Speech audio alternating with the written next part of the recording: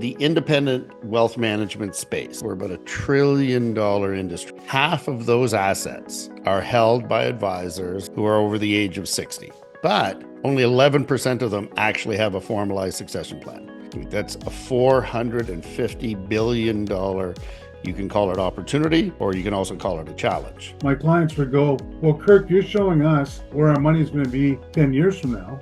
Where are you going to be 10 years from now? Like, when are you going to retire? And then all of a sudden I woke up one day and go, I don't have a plan for these people or my family. If anything was to happen to me, there's no plan in place to take care of my clients or my family. That was the biggest shift in my business that made me grow and become successful.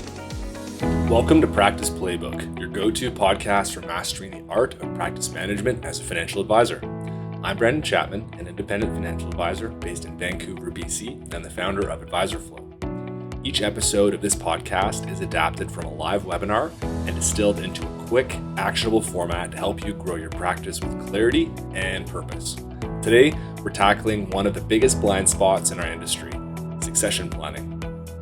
Joining me are two leaders with decades of experience, co-founder and executive chair of Investment Planning Council, Chris Reynolds, and president of KW Wakefield Financial, Kirk Wakefield.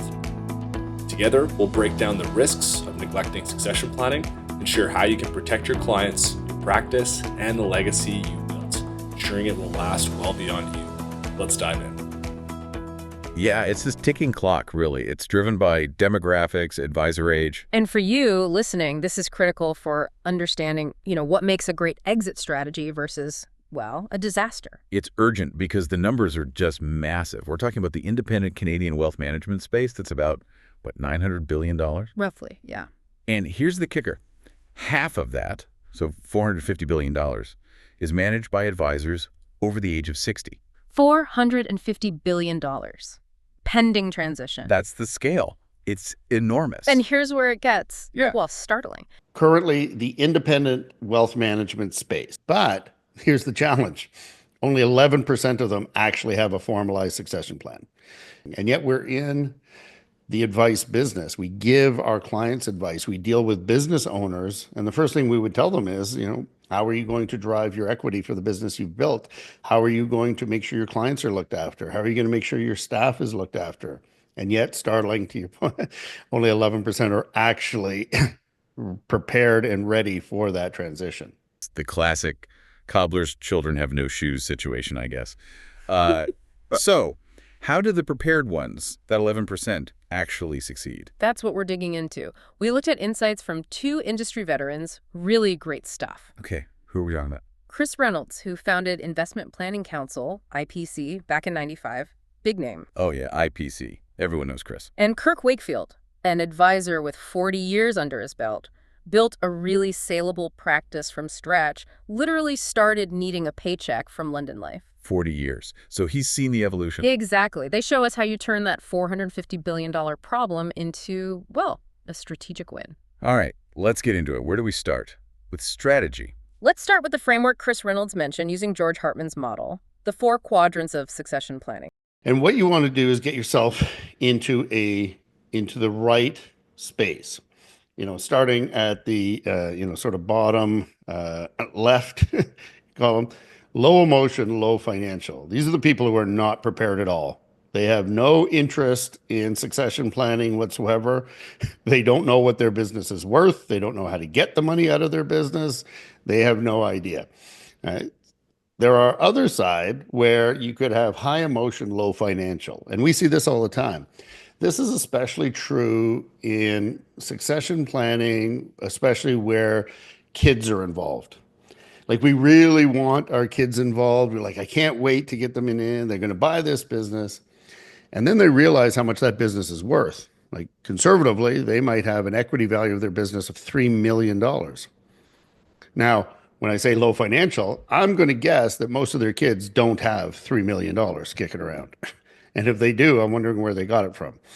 So therefore, it's low financial. In other words, the only way that transaction is probably going to take place is if, mom or dad help in that transition, might give maybe very favorable conditions, maybe a low price. Then on the other side, sort of the right lower, Yeah, low emotion. In other words, there are companies out there that are throwing numbers around that seem unbelievable. That these high financial numbers out there, and people are like, oh, I can give you this and give you that. By the way, no one ever gets past the first page into the conditions of how you're going to get all that money. But a lot of people like the big highlights on the front page.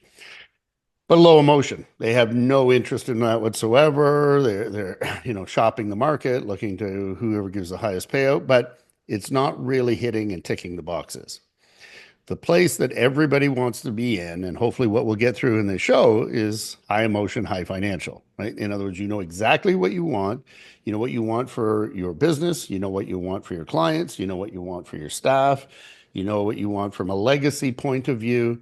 And it is meeting, the equity value that some people, and I'm sure we'll hear from Kurt, have spent a lifetime creating this legacy that wants to live on and also get the right money, bottom line it, for the business that they have built and get it with conditions that are livable. So I think that's what we all want. And so I think today we'll bring out some of those things. It makes sense, but it's amazing how easy it is to miss that mark, right? To end up in the other quadrants. Oh, absolutely. It's not just the money. No. It's knowing what you want for everyone involved, clients, staff, your legacy, and then finding a deal that meets your financial needs, but with conditions that are livable. You're selling certainty, really, not just a block of assets. Selling certainty, I like that. And to build a business that can deliver that certainty, well, that takes work. Look at Kirk Wakefield. Yeah, his journey is fascinating. 40 years. And he had to fundamentally change how he operated to even make his practice saleable. A huge shift. That was the biggest shift in my business that made me grow and become successful. Up to that point, I was just a product salesperson. I'd go in and go, what would you like? I got this product, this product, this product. Which one do you want? That one? Okay, I'll do that. Yeah, very transactional. Totally. The big pivot for him, the thing that made his business valuable to a buyer, was moving to being a real financial planner. And that was really enabled by technology, right? Software that helps structure the whole planning process. Exactly. Which leads to his key innovation, the thing that really stands out. He basically industrialized the client relationship. How so? He developed this mandatory, structured annual meeting process. So I'd see these clients, and I did see these clients on a regular basis, same date, every year, year after year. So whatever recommendations they didn't go with the year before, well, maybe they don't go with it this year, or the next year, or the next year. In the meanwhile, I'm still doing the planning, and they're still engaged in it, and they understand it. I loved his analogy for that. He compared it to a dental office. Yeah. You don't leave the dentist without booking your next checkup. Right. Same idea. That routine, that predictability, it completely changed the client conversation. From want to buy this to let's review your goals, see how we're tracking. And that consistency, that's what drove referrals. He said he barely had to ask. It just happened. Because it demonstrated a reliable system. It's like the business itself became auditable, predictable. A well-oiled machine. But even with that amazing structure, he still delayed thinking about his own succession plan until something forced him to. Yeah, there was a specific trigger. It was actually quite profound. What happened? My clients would go, well, Kirk, you're showing us where our money is going to be 10 years from now. Where are you going to be 10 years from now? Like, you're the same age as us, and we're retiring or we're retired. Like, when are you going to retire? And at first I just joked with it. I said, well, I'm not that old yet, But then I was getting more and more people were asking me. And then all of a sudden I woke up one day and go, I don't have a plan for these people or my family. If anything was to happen to me, there's no plan in place to take care of my clients or my family. Now, how ridiculous is that? Wow. That's the kind of moment that really shifts your perspective from nice to have to absolutely essential. Totally. It became a necessity. So, okay, that was the trigger. What did he actually do then? What were the practical steps to get the business ready for sale? Well, it wasn't overnight. He spent about 5 or 6 years getting his book right. 5 to 6 years. Okay. What did getting it right involve? A lot of organization. First off, he hired help, Carolyn Hall. And he famously digitized everything. Hey, are you enjoying the episode so far? If so, I'd love to hear your thoughts. Connect with me on LinkedIn at Brandon Chapman and let me know what topics you'd like to hear next. And if you're finding this episode valuable, don't forget to leave a review or share it with a colleague who might also enjoy it. Now back to the episode. At this time, I had, 300 files in 8 filing cabinets. How do you sell business with all that? So now today, I got no files. I got a computer. That's it. Nothing, nothing at all. Cleaning house like that, it isn't just about looking tidy. It's about reducing risk for a buyer, making the whole thing easier to transfer. Makes sense. And then the choice of successor, that was very deliberate too, wasn't it? Choosing someone much younger. Yes, Brandon, that was key.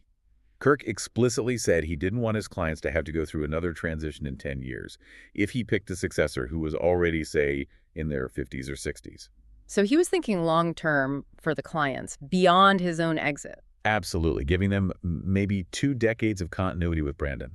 That peace of mind for clients, that's where the real value is. It moves beyond just the seller's needs. Which is a perfect segue to the buyer's perspective, really. And Chris Reynolds embodies that, having been on both sides. Right, sold his own practice, and then as an executive bought, 104 practices. Yeah, 104. Huge experience there. And his own trigger for selling his practice is interesting, too. What was that? In the early 2000s or late 90s, early 2000s, they had changed some of the RESP laws and eligibilities and stuff. And my client was asking me about this, and I was actually unable to answer because I hadn't been keeping up on it. And she actually corrected me. And I'm like, when my clients are correcting me, I think it's time to see whether I actually should be doing this any longer. So drawing on all that buying experience, what's Chris looking for? What's his acid test when vetting a practice or a successor? It's incredibly simple, but powerful. He asks them, Pretend I'm your client. Now take me through your process. And if it seems random in any way, then I'd have to question. I am a client experience junkie. And if you listen to my podcast, it's all I talk about all the time is the client experience. Is it a great experience? Do they feel good about it? Do they feel good about you? Is it definable? Is it repeatable? Or are you all over the map? And if I'm impressed, then we can continue our discussions. he's not buying revenue streams in isolation. He's buying a system, a machine that reliably produces happy, well-served clients. He also had a pretty stark warning about M&A, didn't he? For advisors thinking buying another practice will solve their own problems. Oh yeah, very blunt. If you take a crap business and you put another crap business on top of it, now you have doubly crap business. So you're only going to have a worse business, not a better business. Okay, direct. His point is, you have to get your own house in order first. Your own processes need to be perfect before you even think about acquiring or merging. That focus on process, on the underlying philosophy, it really highlights why sometimes the cultural fit is more important than the absolute dollar amount in big deals. Like the IPC and Canada Life transaction, perhaps? That was major strategic alignment. Exactly. Chris talked about that. His core question wasn't just about the money. It was, do we see the world the same way? Right. If I had to look 10 years out, am I going to be proud that I did this transaction? That says a lot. The best, most sustainable deals are built on shared values, shared vision, especially when you're dealing with something as personal as client relationships. Integrity matters. Okay, so values align, process is solid, deal is done. But then comes the really hard part, keeping the clients, retention. The transition itself. Yeah, that's where the rubber meets the road. And this is where that soft handoff becomes crucial. Kirk Wakefield's approach seems like a masterclass. It really was. His commitment after the sale. He didn't just disappear. He stayed involved. How involved? I'm not going anywhere. I'm still going to be here to help. I'll be around for 1 to 2 years, right? And I think that's really helped it because people are respecting that. That high-touch approach, larger firms try to systematize that, right? Like IPC's Pinnacle program, they have a formal process for it. They call it the refit. So meet with the clients and almost restart the relationship. Ask them all the questions you would do, like redo and re-up their plan. Like, the handoff is Kurt has great confidence in you. I've handpicked him. This is why. Do the handoff. But then you say, I don't know you as well as Kirk does. Would you mind if I ask you a bunch of questions so that I make sure that I continue with this great service? And we find when we go through that process in that way, utilizing, a standard process, our retention rates are in the 98%. 98%. That sounds incredibly high, almost too good to be true. Yeah. Is the refit process the only secret, or is it really about having the original advisor, like Kirk, still physically present during that transition? That's the million-dollar question, isn't it? Yeah. I think the process, the refit, provides the essential structure, the scaffolding. Okay. But having the selling advisor there, endorsing the new person, vouching for them, that validates the whole thing emotionally. It helps transfer that deep-seated trust. So the refit ensures the process is embedded, but the legacy advisor helps ensure the trust is transferred. They likely work hand in hand. Got it. Structure plus trust transfer. So looking beyond the transition, what does life look like post-sale for guys like Kirk and Chris? Well, quite different, actually, based on what they shared. Kirk seems genuinely semi-retired, enjoying getting fewer emails, reaping the rewards of a plan well executed. Sounds pretty good. Yeah. Chris, on the other hand, didn't really retire in the traditional sense. He shifted away from the corporate grind. He even admitted to playing Angry Birds during boring video calls. Uh-huh. Seriously. Yep. He moved away from that bureaucracy to focus purely on the things he's passionate about, talking to advisors, doing acquisitions, and focusing on strategy. So for him, succession was about regaining focus on what he loved doing. That bureaucracy, endless meetings. That can be its own trigger to transition, can't it? Absolutely. When the job becomes less about advice and more about corporate overhead, maybe it's time. So pulling it all together for advisors listening, whether you're thinking 5 years out or 20, the hurdles for those who plan late seem clear. Time, complexity, getting alignment. Right. And Chris really nailed the core value proposition for a potential buyer. This is key for you listening. He said, The more that your company looks like my company, the higher the value that I will subscribe to it. The less that your company looks like my company, the more money I have to put into it to make it look like my company, so the less valuable it is. So to Kurt's point, if you have a long period of time, you can make their company look like that company. Yeah. Because again, there is a lot of individuality in this business. And the other thing, of course, that we love in this business is complexity. We can take the simplest thing and make it so complex. And yet what people buy is simplicity. Alignment equals value. exactly. Process alignment, philosophy alignment. And the advice from both Kirk and Chris was identical, really. Yeah. Unanimous. Which was? Start now. Don't wait. Regardless of your age. Kirk emphasized, it's going to take a long time. You simply cannot rush. Cleaning up your files, documenting everything, implementing a repeatable process, doing the refits, building trust with a successor. It's a marathon, not a sprint. Absolutely. Years, not months. So this whole deep dive really underscores that succession planning isn't just a business transaction. It's maybe the ultimate expression of that client-centric philosophy advisors preach every day. Well said. You have to operationalize your values, right? Turn your practice from potentially being that high emotion, low financial risk. Or worse, low emotion. Or worse, into that high emotion, high financial legacy. So let's leave our listeners with a final thought building on this. Okay. Given we know only 11% of advisors over 60 are truly prepared, the question for you is, how do you define the legacy of trust you spent your entire career building? Is the value of your business just the number on the check? Or is it measured by the certainty, the absolute confidence, that your clients will never feel abandoned, that they'll be seamlessly cared for by the professional you carefully chose and transitioned them to? That choice, that definition of value, really starts the moment you decide to formalize your own plan. Thanks for tuning in to Practice Playbook. If today's episode was helpful, be sure to subscribe so you'll never miss an update. For more tips and insights, be sure to follow AdvisorFlow on social media and stay tuned for upcoming episodes featuring expert speakers and practical advice to elevate your practice. Until next time, keep striving for excellence and building a practice that reflects your goals.